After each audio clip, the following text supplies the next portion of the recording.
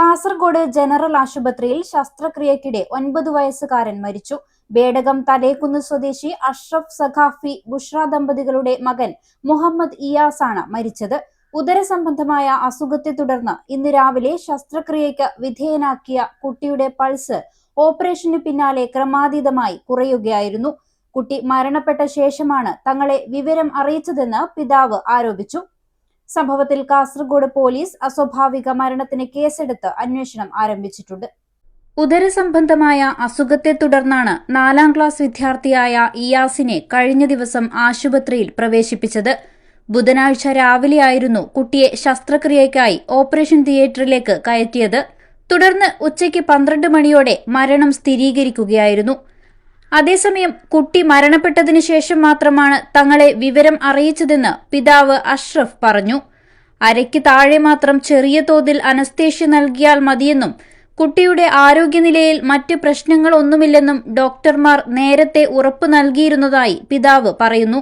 ഇന്നലെ രാവിലെ ഞാൻ കൊടുന്നതാണ്. അപ്പൊ ഇന്നാണ് ഡേറ്റ് തന്നത്. അപ്പൊ അനസ്തേഷ്യ ചെയ്യുമ്പോൾ ഡോക്ടർ പറഞ്ഞിരുന്നു, ഞാൻ പറഞ്ഞു അരക്ക് താഴെ ചെറുത് അനസ്തേഷ്യ ചെയ്താൽ മതി, ഫുള്ള് വേണമെന്നില്ല. അപ്പൊ ഇന്ന് രാവിലെ കൊണ്ടുവന്ന് കുറച്ച് കഴിയുമ്പോൾ വിളിച്ചിട്ട് പറഞ്ഞു ഇങ്ങനെ സംഭവിച്ചിട്ടുണ്ടെന്ന്. പിന്നെ കഴിഞ്ഞ ആഴ്ച വന്നപ്പോൾ പറഞ്ഞിരുന്നു അരക്ക് താഴെ കൊടുത്താൽ മതി, ഫുള്ള് കൊടുക്കണ്ട, ആരോഗ്യമുണ്ട് കുട്ടിക്ക്, അതുകൊണ്ട് വിഷയമില്ല എന്ന് പറഞ്ഞു. എന്തായിരുന്നു കുട്ടിക്ക് പൊക്കളിൽ ചെറിയൊരു വെള്ളം വന്നുകൊണ്ടായി. ഓപ്പറേഷന് പിന്നാലെ കുട്ടിയുടെ പൾസ് ക്രമാതീതമായി താഴേക്ക് പോവുകയായിരുന്നു എന്നാണ് ആശുപത്രി അധികൃതർ പറയുന്നത്. കുട്ടിയുടെ പെട്ടെന്നുള്ള മരണത്തിൽ വലിയ ഞെട്ടലിലാണ് കുടുംബവും നാട്ടുകാരും. സംഭവത്തിൽ കാസർഗോഡ് പോലീസ് അസ്വാഭാവിക മരണത്തിന് കേസെടുത്ത് അന്വേഷണം ആരംഭിച്ചു. മരണത്തിന്റെ യഥാർത്ഥ കാരണം കണ്ടെത്താനായി മൃതദേഹം പോസ്റ്റ്മോർട്ടത്തിനായി പരിയാരം മെഡിക്കൽ കോളേജിലേക്ക് മാറ്റി.